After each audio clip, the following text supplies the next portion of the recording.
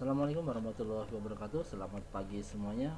Baiklah anak-anak, kita akan melanjutkan materi kita tentang dampak pasar bebas terhadap Indonesia. Pasar bebas merupakan salah satu bentuk pasar yang dimana segala bentuk kebijakan, baik harga atau yang lainnya, tidak ada patokan atau paksaan dari pihak lain atau pemerintah. Sesuai dengan namanya, bebas. Jadi semua pihak memiliki kebebasan dalam beraktivitas maupun menetapkan sebuah kebijakan dan yang lainnya. Menurut Adam Smith, pasar bebas merupakan sebuah wadah yang digunakan sebagai tempat penampungan yang dihasilkan oleh setiap individu dengan landasan kebebasan untuk menjalankan sebuah roda perekonomian dan atmosfer perekonomian yang diinginkan oleh mereka. Jadi tidak ada sedikit pun campur tangan yang bisa dilakukan oleh pemerintah dan jajaran lainnya. Ciri-ciri yang dimiliki oleh pasar bebas antara lain kepemilikan tunggal atau perorangan atau non-pemerintah terhadap segala bentuk alat dan sumber produksi. Terdapat pembagian kelas dan atau tahta dalam perekonomian masyarakat. Persaingan untuk memperoleh keuntungan sebanyak-banyaknya selalu terjadi. Campur tangan pemerintah sangat terbatas. Kelebihan pasar bebas. Adapun kelebihan pasar bebas antara lain hak perorangan diakui dan semua pihak memiliki hak untuk memiliki kekayaan dan sumber daya produksi. Kreativitas dan inovasi masyarakat bisa dikembangkan. Motivasi tinggi untuk bersaing dalam upaya menghasilkan produk yang berkualitas. Segala bentuk tindakan diarahkan pada prinsip ekonomi sehingga efektif dan efisien. Adapun kelemahan pasar bebas antara lain, yang pertama, eksploitasi yang dilakukan oleh para penguasa terhadap masyarakat ekonomi lemah. Yang kedua, terjadinya monopoli yang berujung pada kerugian. Yang ketiga, munculnya kesenjangan ekonomi. Dan yang keempat, banyak terjadi masalah dalam pasar. Fungsi pasar bebas. Pasar bebas memiliki fungsi di dalam perekonomian negara, diantaranya akan dibahas seperti berikut. Yang pertama, pasar bebas bisa memberikan informasi dan juga lebih tepat tentang harga dan jumlah permintaan barang. Yang kedua, pasar bebas dapat memberikan perangsang pada para pengusaha agar dapat mengembangkan usaha mereka. Yang ketiga, pasar bebas juga dapat memberikan perangsang pada para pengusaha agar dapat memperoleh keahlian yang modern.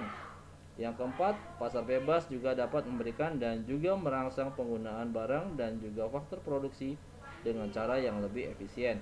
Yang kelima, pasar bebas dapat memberikan kebebasan dengan sepenuhnya pada masyarakat agar dapat melakukan kegiatan ekonomi. Ekonomi pasar bebas dikendalikan oleh harga dalam pasar yang ditentukan oleh perilaku pembeli dan penjual yang masing-masing bertindak demi kepentingannya sendiri dan bersaing dengan yang lain. Fenomena pasar bebas di Indonesia merupakan dampak adanya masyarakat ekonomi ASEAN. Aliran bebas barang telah dimulai sejak ASEAN Free Trade Area atau AFTA diberlakukan. AFTA telah menghapus 99,65% dari seluruh tarif lines di bawah skema Common Effective Preferential Tariff untuk ASEAN 6, Brunei Darussalam, Filipina, Indonesia, Malaysia, Singapura, dan Thailand. Dalam ekonomi pasar bebas, produsen bebas menentukan jalur pendistribusian dalam skala regional, nasional, dan internasional.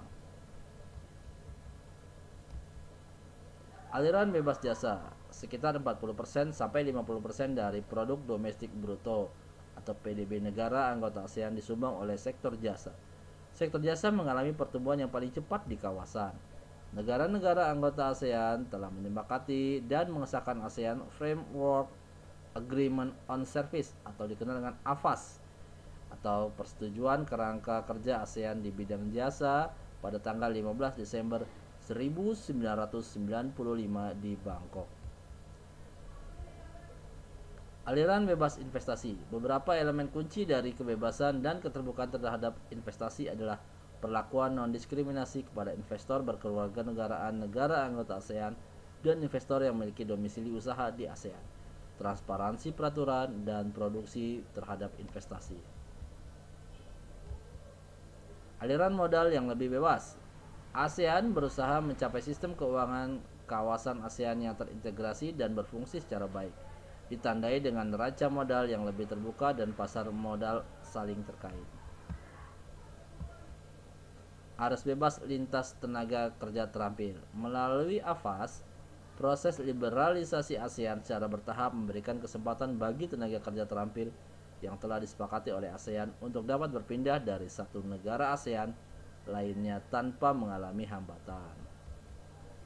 Dampak positif pasar bebas terhadap Indonesia. Antara lain, yang pertama, pemasaran barang dan jasa dari Indonesia dapat memperluas jangkauannya ke negara-negara lain.